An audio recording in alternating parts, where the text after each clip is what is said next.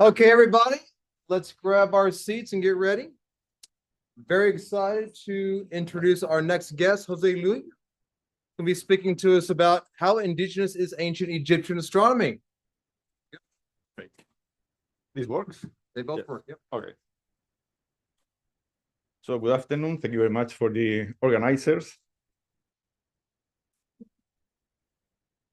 The astronomical tradition of the pharaonic period was likely established, at least in its foundational aspects, between the pre-dynastic period and the earliest dynasties. However, these formative centuries pose substantial challenges to scholarly investigation due to the scarcity of textual and iconographic evidence amenable to astronomical interpretation, and due to the ambiguous meaning of those sources that do survive. The geographic and environmental context in which Egyptian civilization emerged, particularly the Nile River's predictable cycle of inundation and low water, was undoubtedly crucial in shaping early Egyptian cosmogonical conceptions, including beliefs regarding the origin, structure, and ultimate fate of the world. The narrative found in cosmogonic texts aligns closely with the observable phenomena during the Nile flood, when rising waters transformed many towns into virtual islands. Within the primordial ocean, as in the flood, lay the seed of creation. The cosmogony was also architecturally embedded within the design of Egyptian temples. In this context, Sirius, known as Sobdet in Egyptian and Sotis in Greek, whose heliacal rising heralded the annual inundation, emerged as a central astronomical marker symbolizing the cyclical nature of life and regeneration. Sirius thus assumed a role that distinguished Egyptian astronomy from that of other ancient cultures. The original Egyptian calendar was likely based on the flood cycle. It is plausible that the names of the Egyptian seasons originated from this association. The link between Sirius' heliacal rising and the onset of the flood was undoubtedly pivotal in associating the star with the beginning of the Nilotic year and later the civil year, particularly upon completion of a Sotic cycle. This association is also evident in later iconography, where Sirius is depicted in the company of Anuket and Satet, goddesses traditionally linked with the flood. The original association of Sirius with the onset of the Nile flood led to its identification as the celestial marker of the beginning of the year. In the pyramid text of the Old Kingdom, Sirius is explicitly linked to the year, and this association continues into the coffin text. Indeed, numerous sources corroborate this. The Louvre Museum preserves a fragment of a timekeeping device from the reign of Amenhotep III, which refers to Sobdet Sirius as the Lady of the Year. During the period of apokatastasis, the association between Sirius and the beginning of the year, both Nilotic and calendrical, became more prominent.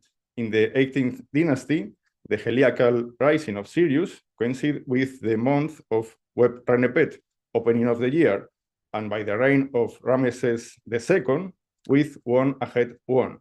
A text from his mortuary temple thus records that Isis Sirius is on the sky in the morning of the opening of the year.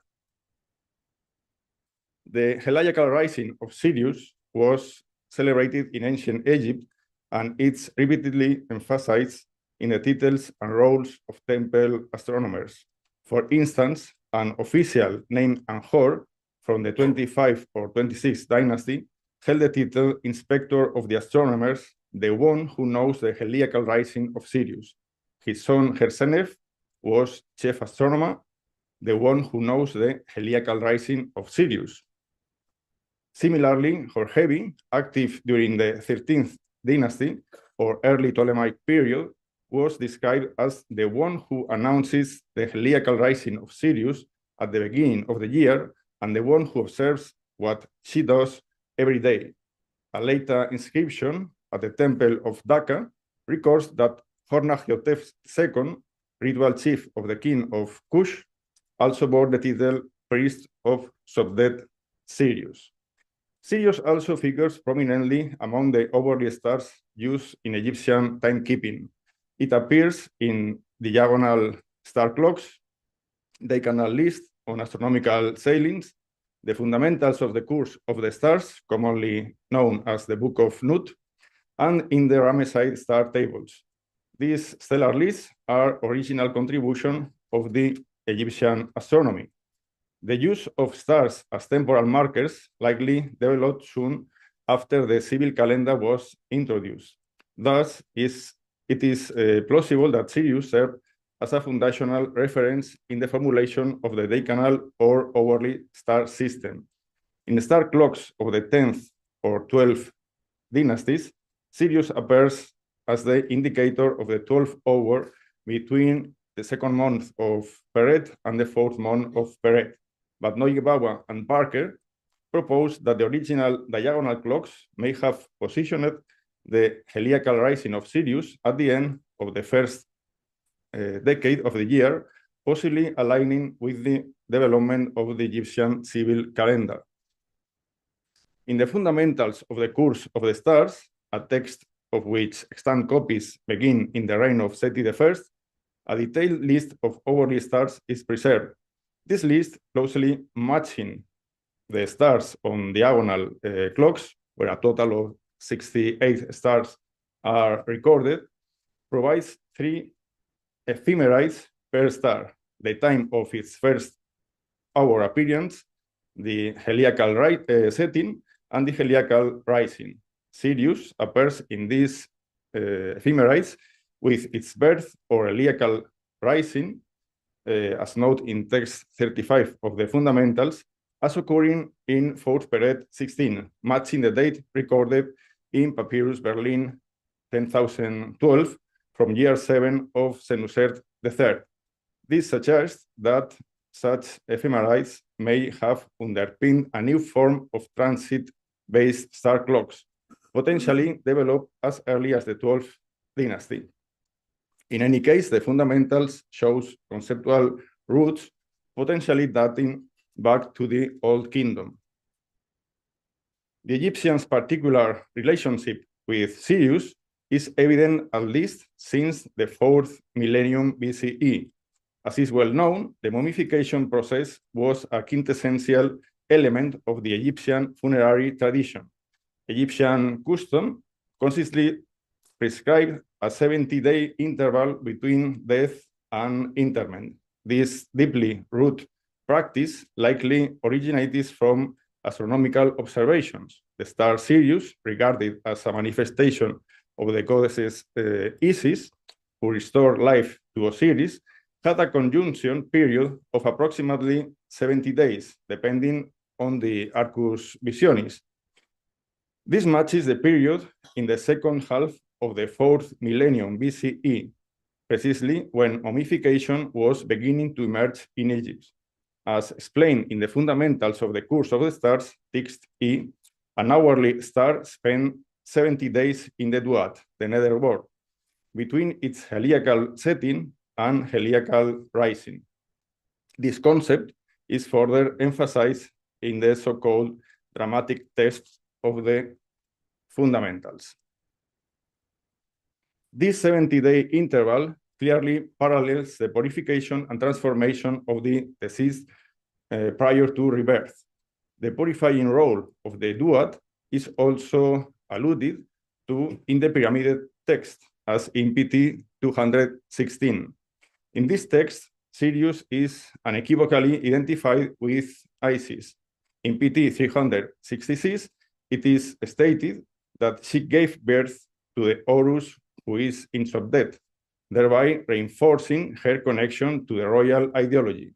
The pharaoh, conceived as Horus on earth, is thus metaphorically the son of Isis Sobdet, as asserted in PT 316. and II. Sirius' importance may also be reflected in the orientation of sacred architecture. Extensive fieldwork by the Spanish-Egyptian Archaeoastronomical mission led by Juan Antonio Belmonte identified several alignments consisting with the declination of Sirius. The axial shifts at the temple of Hathor at Serabit al-Hadim have been interpreted as adjustments to the changed position of Sirius due to precession. Precessional effects are also observable at the temple of Isis at Dendera. The temple built during the reign of Nectanebo retained the orientation consistent with Sirius rising during the time of Ramses II. However, the Ptolemaic Roman reconstruction of the temple shifted its axis to 108th degree, aligning with Sirius' new position due to precession. The elevated significance of Sirius in Egyptian tradition remained prominent into the Greco-Roman period.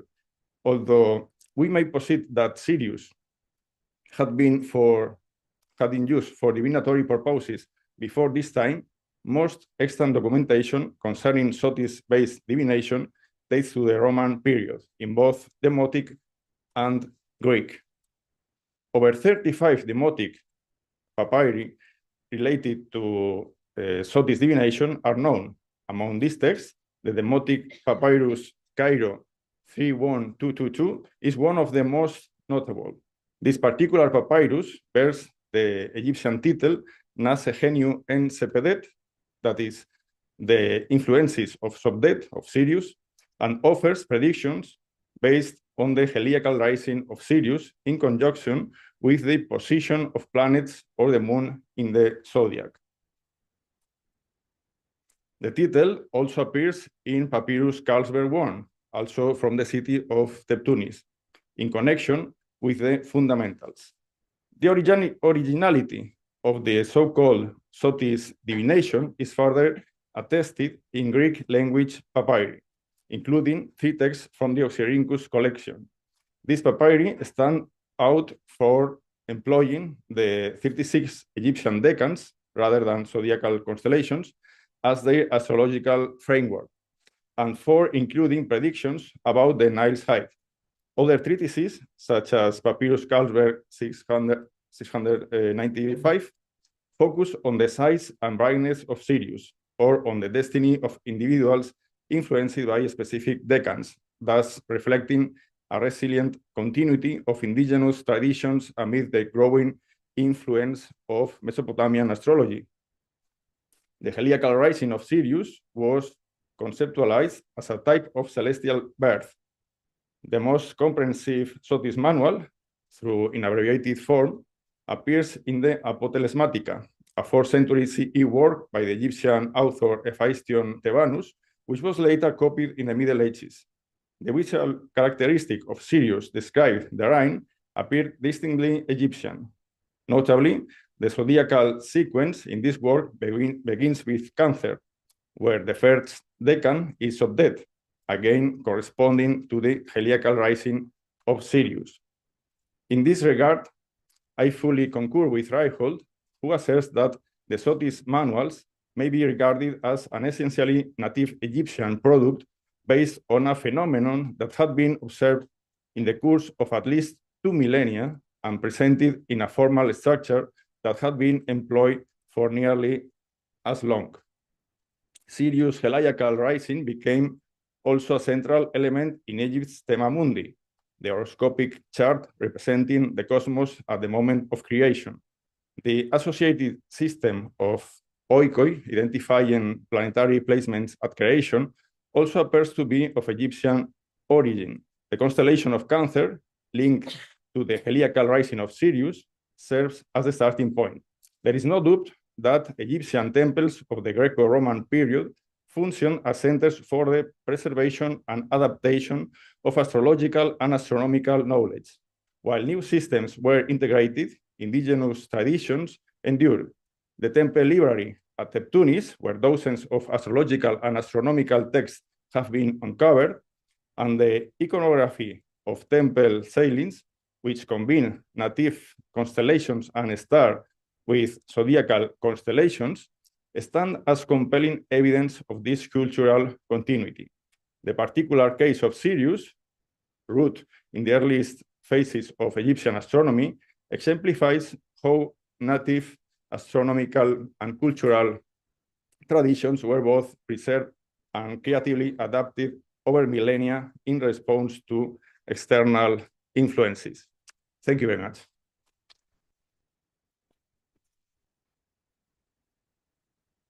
Thank you very much. Do we have questions?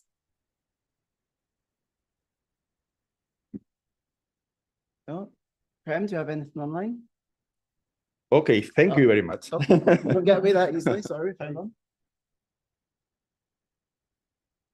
Thank you. Wonderful talk. I think it's very interesting, this role of the temples as places of both conservation and transformation, because this is in many places the same. The same places are both things. Maybe in the future it's interesting to explore this. Wow, yeah, this is a very great topic, because now we may take into account that there are hundreds, perhaps thousands of papyrus, not yet translated, but hundreds of papyrus that we know that are explaining things about astronomy, things about astrology.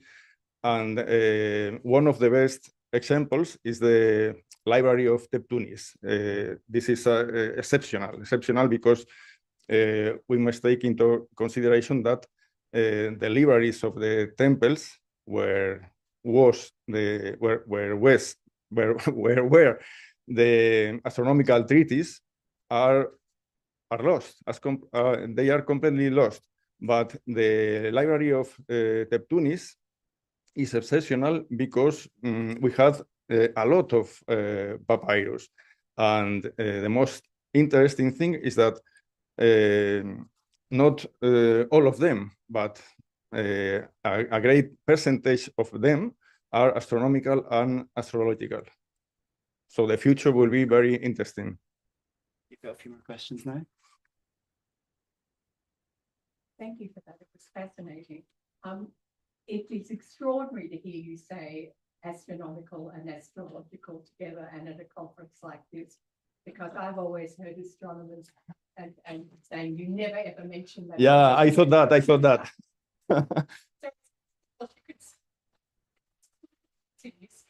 Somewhere. Yeah, but you know, I could speak about a very famous astronomer, about Claudius Ptolemaeus, for example. And we all know about the Almagest, no, as astronomical work. But Claudius Ptolemaeus had also the Tetrabiblos, that is as an astrological work. We must understand that 2,000 years ago or more, astronomy and astrology, astrologers and astronomers were the same. I'm Egyptologist. But now it's not the same, of course.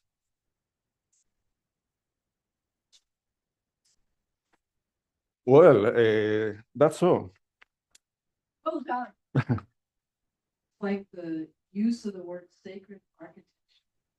Because where I'm from, a lot of our villages are designed according to astronomical science, and we line them up with all of that. And I would consider that sacred.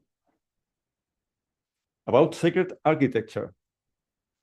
Well, as I said at the beginning of this last 15 minutes,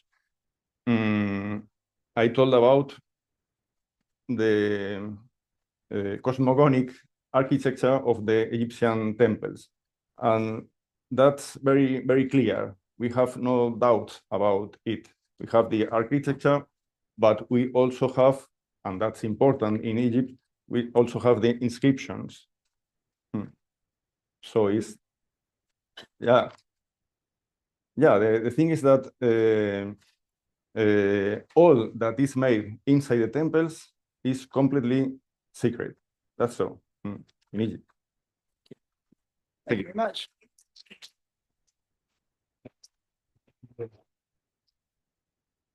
Now, our next presentation is going to be a video coming from Taiwan, I believe. And this should work. Hello, everyone. I'm Po-Sheng from National Taiwan University. Today, I will be talking about indigenous astronomical knowledge in Taiwan. Always gonna be something, right? Sorry.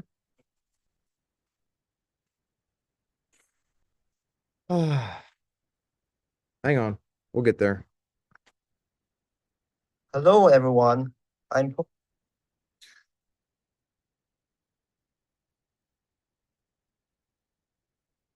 from National. Always some fun technical issue. Gets us every time.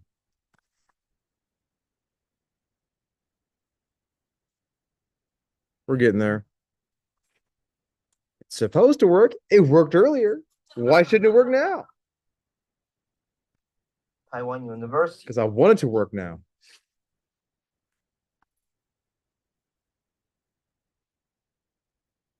Yeah, no pressure or anything.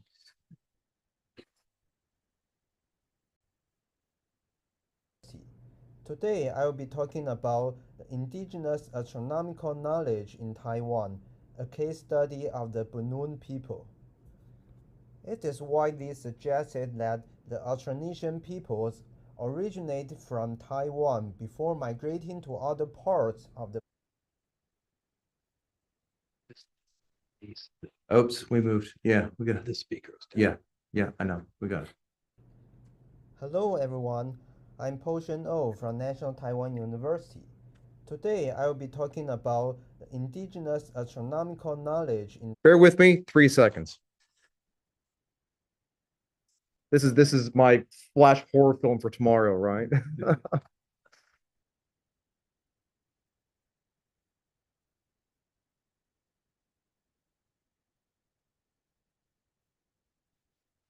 Just hang on. It's one of these. How many PhDs does it take? What do you mean? MacBook Pro speakers.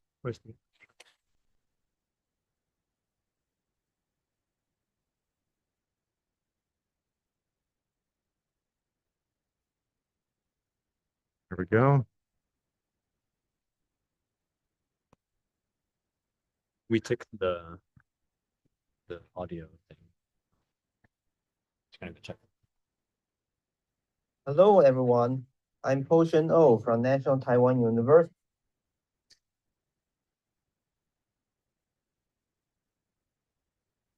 It's just a little thing for tomorrow to think of. We got several more videos tomorrow. Yeah, let's not.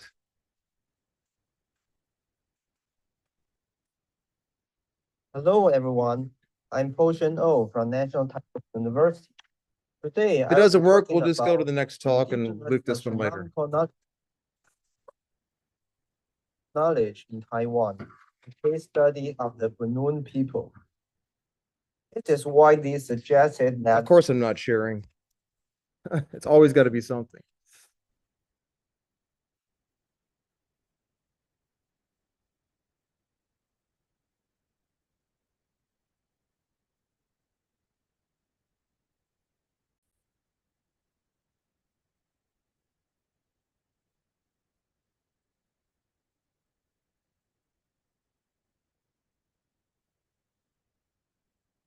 Yeah, what is? Hello, everyone.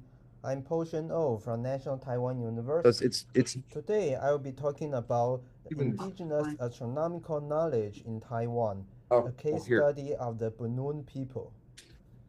It is widely suggested that the I just hang Austronesian. on.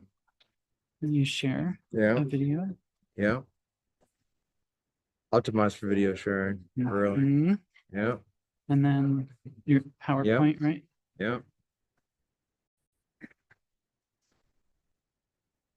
And then there's like 4 layers of that. Hello, everyone. That- I'm Po-Sheng from National Taiwan University. Why are there 2? Today, I will be talking about the indigenous astronomical knowledge in Taiwan, a case study. We're of the skipping this talk Bunun right now. I'll put it on YouTube. You can watch it later. Sorry. We've got this for tomorrow to look forward to. It's all right. We are going to keep moving on. We'll get it working, just not right now. Can't help it. We'll be here all day. It won't matter. All the videos are going on YouTube. Our next presenter is really keen to get up. She's already jumping up onto her feet. Just give us 1 more second.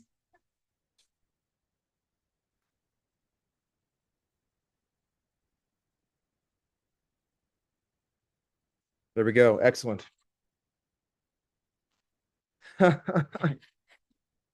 Thank you so much.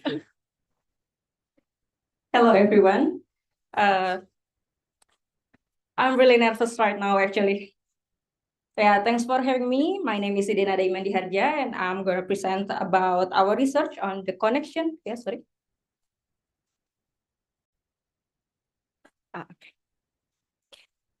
Our research on the connection between Ide Nada inscription and the return of Halley's comet using an archaeoastronomical approach. Okay, so the hypothesis we built in this research is that the Ide Nada inscription was a response to the arrival of the Halley's comet in the year 760 CE. Based on the catalog of comet by Gary Kronk, Halley's comet was first seen around 16th of May 760 until approximately July 760, passing through the constellation Aries, Perseus, Auriga, Lynx, Cancer, Leo, and Virgo, with its closest approach to Earth occurring on 2nd of June 760. The comet was also reported by several civilizations, including the Chinese, Byzantine, Arabs, and was also recorded in the Zugnin Chronicle. When we talk about the Ide Nada inscription, the inscription itself was issued by the Kanjuruhan Kingdom, an ancient kingdom in Indonesia located around Malang, East Java, between the 8th and 9th centuries. The inscription is written in Sanskrit and Kawi script, and it consists of 5 sections: the greetings, the kingdom genealogy, the king's order, the inauguration process, and the threats against anyone who violates the provisions. If we look more closely, this inscription contains calendar elements, specifically in the greetings and the king's order section. In the greetings, there is a sentence, Swasti Saka Warsatita 682, which means glory to the year 682 Saka. The difference between Saka year and AD or CE is 78 years, of which the year 682 Saka coincided with the year 760 CE. Then, in the King's Order section, there is a more detailed calendar element, which upon investigation matches with Friday, 28th of November, 760 CE. So, to test the proposed hypothesis, we conduct 3 stages of analysis. The first one is chronological, to determine whether the issuance of the inscription corresponds chronologically with the appearance of the comet. And the second, geographical, to determine whether the appearance of the comet would have been visible to the Kanjuruhan people from their geographical region. And then the cultural aspect, to provide the explanation about the connection between the comet and the appearance of the comet appearance and the inscription. So chronologically, we use the comet path reconstruction data created by Neuhäuser et al. In 2021, alongside data from Kronk mentioned earlier, which states that Halley's comet was visible from mid-May to early July in 760 CE. And from the review of calendar elements in the inscription, we can deduce that the comet's arrival occurred around 4 to 6 months before the ceremony in the Kanjuruhan kingdom took place. But then the next question is, could the Kanjuruhan people actually see the comet? This leads us to the geographic analysis. The Kanjuruhan inscription was found around Malang, East Java, at the listed coordinates. According to data from Krong, and I'm sorry, I don't know how to pronounce it. The comet absolute magnitude was around 2 to 4, meaning the comet appeared fairly bright in the sky.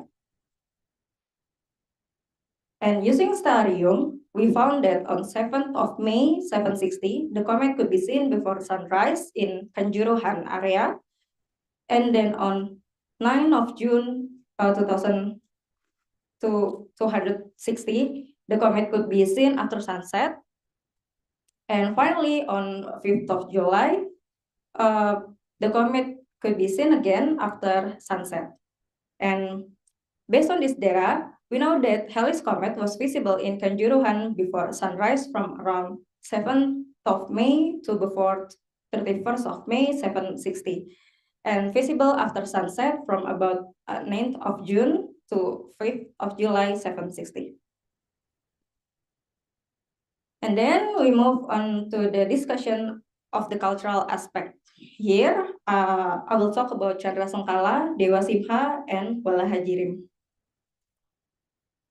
Chandra Sengkala is a chronogram or a sentence in which specific letters interpreted as numerals and stand for a particular date, usually year number, when rearranged. Chandra Sengkala is written ascending, and the sentence must represent the event occurred in that year. In the Noyo inscription, the Chandra Sengkala is Nayana Vasu Rase, which Nayana means 2, Vasu means 8, and Rase means 6. Which, since the Chandra Sengkala is read in reverse, so Nayana Vasu Rase means 682, representing the Saka year of the inscription. And the word Nayana means eyes. Vasu refers to a group of deities in Hinduism associated with fire and light, and Rase means sense of sight. So from this, we interpret the phrase of Nayana Vasu Rase as an eye that sees something luminous, which we then associate this with the appearance of the comet in that year. And next about Dewa Simha. In the kingdom genealogy section of the inscription, there is the former king named Dewa Simha. Dewa Simha is depicted as a figure who protects the Putikaswara fire, which spreads light all around, and his death implied by the word thrice to the sky. Based on Jyotisha or Vedic astrology, Simha refers to the Leo constellations. And based on the orbit reconstruction, the comet passed through the Leo constellation around 9th of June and can be seen in the Kanjuruhan after sunset. And then, regarding the word Wala Hajirim. In the King's Order section, it is stated that the king commanded the construction of a temple and statue for Agastya to repel Wala Hajirim. Wala Hajirim itself can be interpreted as something harmful, such as an enemy attack or plague or epidemic or else. However, the inscription doesn't specify what kind of Wala Hajirim was occurring back then. So the question is this bad omen related to the myth of the comet? Maybe. In this part, the available data is limited. We can only interpret it ourselves, but if the answer is yes, then this statement would contradict the depiction of the comet as Putikaswara fire, because putih Casparo fire is holy, not something like Walahajirim. So the key finding of this research is that the test results supports the idea that the Dinoyo inscription was a response to the arrival of Halley's comet in 760 CE. This strengthened the argument that astronomical phenomena influence early Javanese society not only spiritually but also in the way they immortalize moments. However, we must also acknowledge the limitation of this study. First, the historical data is limited, and the second, interpreting symbols and meanings in inherently subjective, especially when dealing with ancient languages and belief systems. In conclusion, despite this limitation, the evidence suggests that the Kanjuruhan community witnessed Halley's comet and may have seen it as a sign worth documenting. The community saw the comet as something luminous, and if the depiction of Dewa Simha in the inscription implies the comet appearance in the sky, then it must be related to the appearance of the comet around 9th of June 760 when it passed through the Leo constellation. And then 5 months later, after they saw it, the king decided to order his people to build a temple and a statue for Agastya. Even though there is no direct evidence that their behavior was based on the appearance of the comet, but the sign on the Dinoyo inscription indicate that there was a connection between these two events. And finally, this finding contributes to our understanding of how ancient Indonesians observe and interpret the cosmos. So that concludes my presentation. Thank you very much.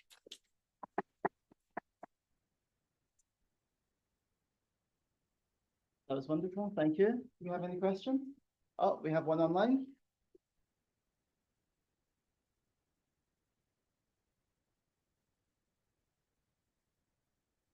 I've got a question from Katie, who's asking, have other inscriptions describing Halley's comet been discovered or translated to further support this?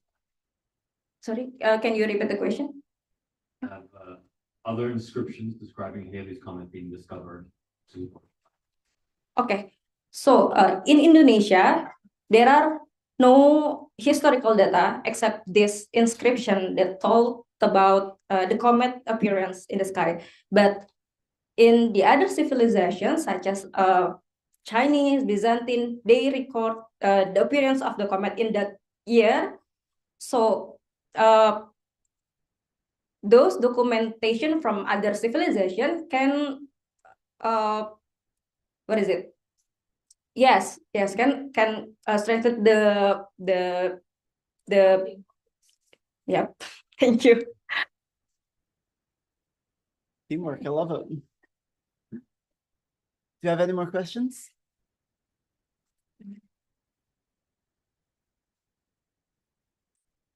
Actually, that was so interesting. I'm really just interacting with a comment that you made, a very interesting interpretation about the different texts, about, I think I understood this correctly, one describing its luminosity and its arrival and so on.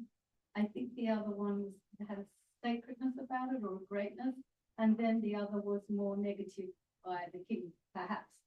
But, you know, something can be visually striking, sacred, but also maybe scary. So maybe there is more than one interpretation of this amazing event. Maybe the king wanted to look strong and say, I will protect you from anything that happens. It's just an idea, but I really, really enjoyed your talk. Thank you so much. Thank you.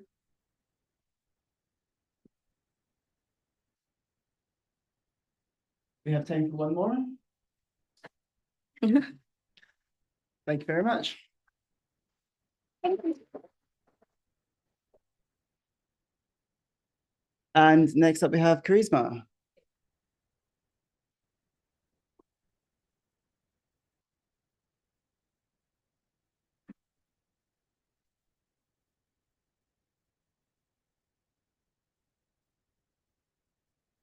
Oh, Good evening, everyone.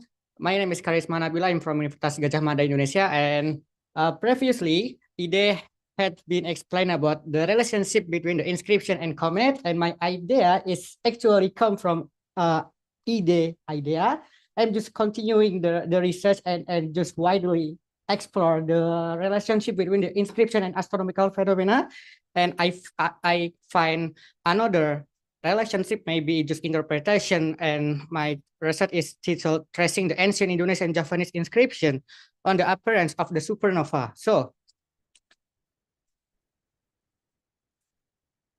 archaeoastronomy in Indonesia began to take shape in 1986 when Hapsoro first explored the relationship between ancient Javanese temple and the sky. His research revealed that as early as 8th century, Javanese society had developed sophisticated astronomical knowledge.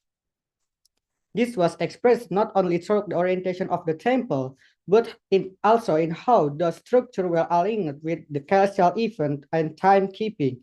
In recent years, further study have expanded this perspective, as you can see the screen, and we know that the ancient Javanese people at that time used the constellation like Ursa Major, even the planet star cluster, and track the solar and lunar movement. These celestial connections were not abstract. They were embodied in architecture, ritual, and rhythm of daily in sacred life. Beyond temple as seen on figure 1 above, inscription offer another layer of insight, written in old Javanese on stone and metal. This record that back as early as 4th century. They speak of land grants, temple commission, and the role of the people and community leader, each one entering cosmic understanding into a social political life. Temple and inscription reflect worldview, where the cosmos deeply integrated into a way ancient Javanese people live, governed, and build their society. The same picture as Ide previously presented. So on the notable case, on the Ide Nada inscription from 760 CE, a recent study by Imandiharja proposed a link between the inscription and the appearance of Halley comet.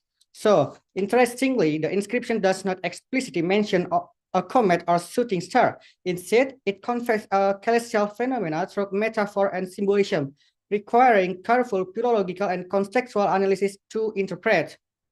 From her study, some metaphor that have correlation with this phenomena is Puchikasvara, as well as say previously, as sacred purification fire. Building on that approach, this study shift to focus toward a different class of celestial event, a supernova. So you can see here, the supernova, there is 2 supernova. There's the one is the supernova of 1054 CE, and the other one is the supernova of 1181 CE. The first, SN 10 and 54, exploded in the constellation of Taurus and was visible both day and night for nearly a month, with a peak brightness estimated at magnitude -6. And the second is supernova 1181, appeared in the constellation of Cassiopeia and remained visible for over 118 days. Both events were globally significant and were recorded in multiple ancient cultures: China, Japan, Europe, and possibly even in Petroglyph from North America.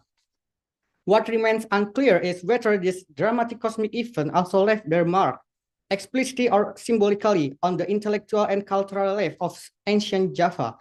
This study seeks to explore that possibility, not just through astronomical data, but by carefully re-examining historical inscription and cultural records from humanistic and archaeoastronomical perspective. So the first one I've been doing with my team is just review the feasibility of Indonesian location for supernova 1054 and 1181. But before I review Indonesian location, I also conduct a review on Chinese and Japanese location, because this supernova has been recorded in 2 ancient records, in ancient Japanese and Chinese record. So in this study, we set the observation time at 4 AM local time to simulate the visibility of supernova 1054. It's a near maximum brightness estimated at magnitude -6. This specific timing allows us to capture the supernova at the moment when it would have been most striking in the sky, especially in relation to the eastern horizon just before dawn. This moment is particularly relevant with a link with the ancient Javanese calendrical practice, where the nakshatra or the lunar mansion placed behind the moon near sunrise plays a key role in dating inscription.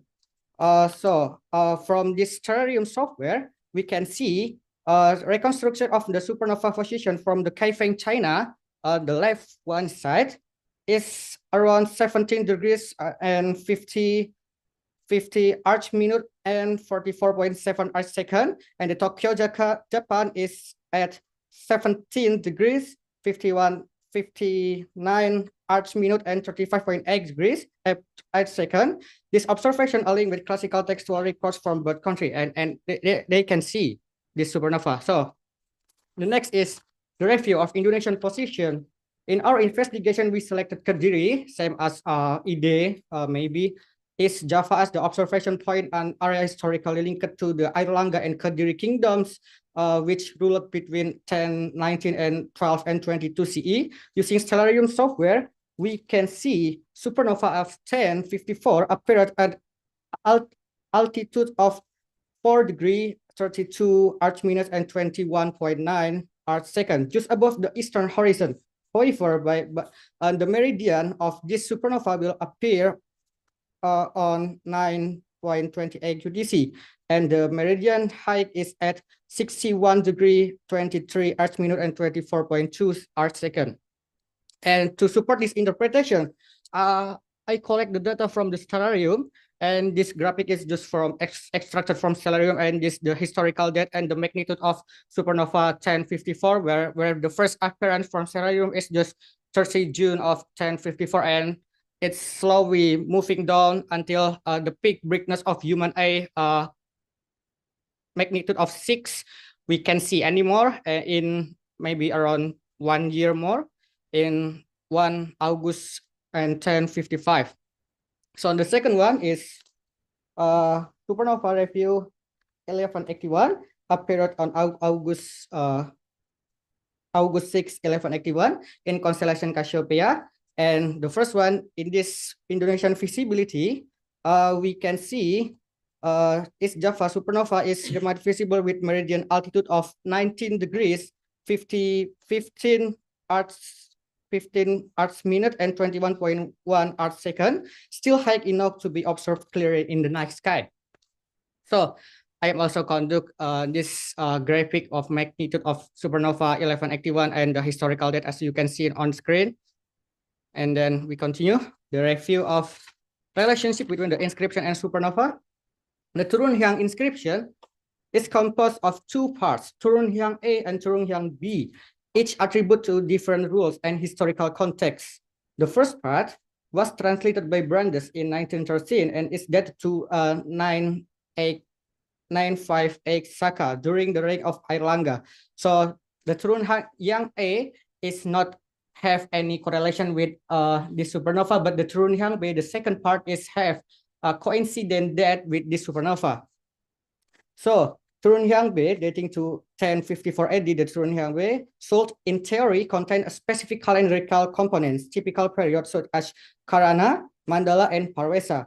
These elements are crucial not just for dating, but also for revealing the cosmological framework embedded in ancient Javanese political and spiritual life. Oh, sorry. This the component, the dating components of this inscription. We that there is no evidence of the year, but Brandes in 1913 interpreted that this inscription that back us to 976 Saka, as we convert to CE is 1054. And this one is the to understand the possible connection between Turun Hyang B, we must first revisit the astronomical context of the period. According to Breen, SN 1054 was visible during the day for 23 days, starting for July 4, 1054 until its end. And Collins et al. Support another arguments, noted that the supernova remained visible in the night sky until April 17, 1056. And this Turun inscription that back to 1054 CE draws our attention to this precise window of time, coincidentally, or perhaps not. This year also aligning with the one of the most politically significant event in nearly Javanese history, the division or the divided of the King Airlangga kingdom into Janggala and Panjalu. According to Nastiti, there is scholarly disagreement about the exact end of the Airlangga reign period, some place in 1052 CE, while others suggest he remained in power during the transitional period. This ambiguity invites deeper inquiry into social political condition of the time. Given the magnitude of SN supernova event, we propose that this rare and brilliant supernova may have influenced or at least symbolically accompanied Airlangga's decision to divide his kingdom. Drawing from earlier study from Dinoya inscription, we know that the cometary appearance or the Halley comet appearance were often interpreted as harbinger or calamity or something that destructive event, sign of death, disease, or conflict. It is reasonable to suggest that supernova, an even more dramatic sky event, could have been perceived as divine or cosmic signal. Our hypothesis gains strength when they revisit the content of Turun inscription, Susilo in 2024, where the press is Hanar Ablah, Hanar Ablah lawan Haji Panjalu is interpreted as Airlangga has been divided into two, namely Mapanjigarasan Khan and territory and King Panjalu. This is support our interpretation to declare that maybe there is a relationship between supernova appearance and the divided of the Airlangga kingdom.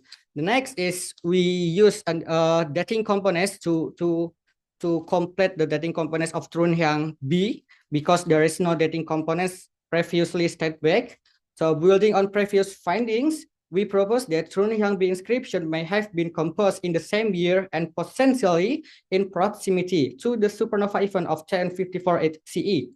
In this study, we adopt the date of supernova peaks brightness July 3, 1054 CE as reference point to reconstruct the inscription calendrical elements. So this picture is just showing you about the from the HIC software that we can use dating from July 3 or 3 July 1054 when the supernova event is happening on the peak brightness of the magnitude, and we use this date for the determine for the next the dating components of Turun B inscription. So the below is like Swasti Sakawarsita is the dating components we can reconstruct from this event and continue. Okay, during inscription. During inscription is not original composition, but rather a tinulat or copy or redaction of early Kadiri period inscription. Inscription itself was discovered in during a hamlet Kembang Arum Brital Regency. According to the text, the inscription was issued a year of 1103 Saka, or if we convert is 1161 based on the calculation by the mice. So this is the image of the daring inscription. I'm sorry, I can give you a clear image about the Turun B because I don't have the image and I just have the daring inscription. And yeah, this is just some part of dating columns of the dating component of the daring inscription.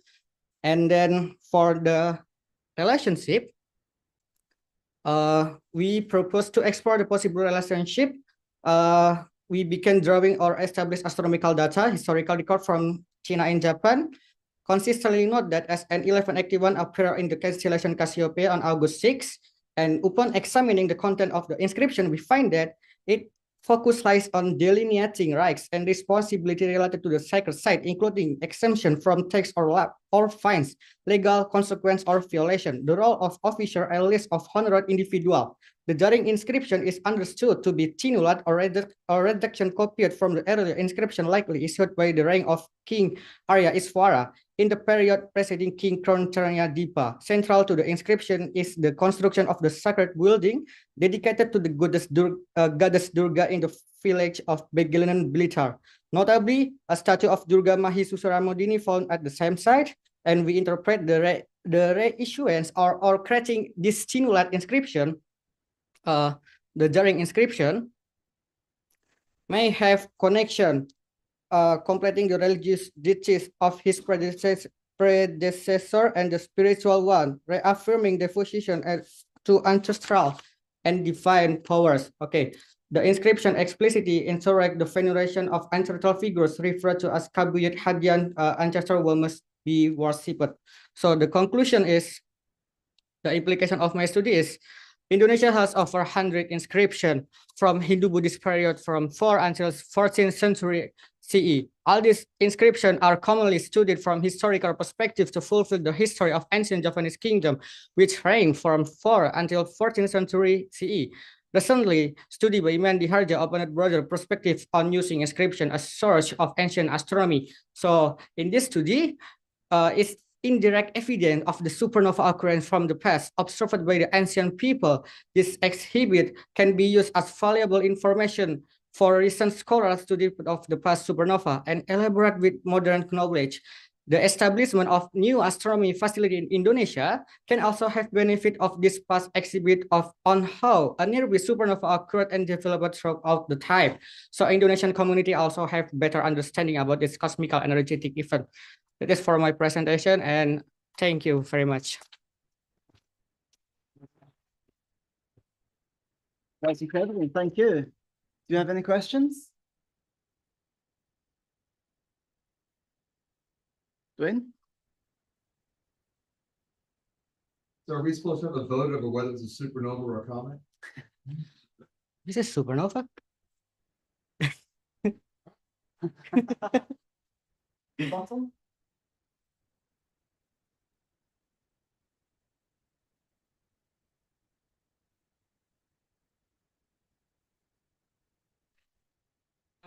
Concerning the 1181 event, which is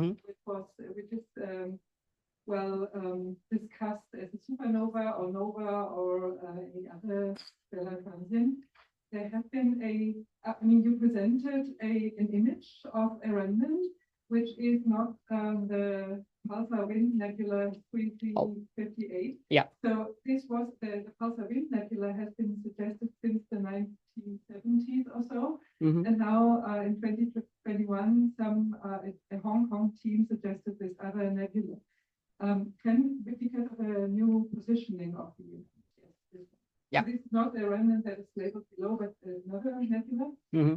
But can your Indonesian observation now help to decide whether it was, the event happened at the place of the pulsar wind nebula 3C58, is in Cassiopeia, but somewhere else, and or this object there, which is in A30, another object. Yeah. Can your observation now help to decide who's right? Okay. Of the suggested of these teams. Okay. Thank you very much. That question is the correction of my presentation, because this picture showing this presentation is just a remnant or crepe nebula, but in my presentation in this review of visibility, because of the stellarium just has been updated to new version 25, I can use the remnant, use the name of SN1054A, and there is remnant 1011 XC1, and I just can type the object and we can use the review of visibility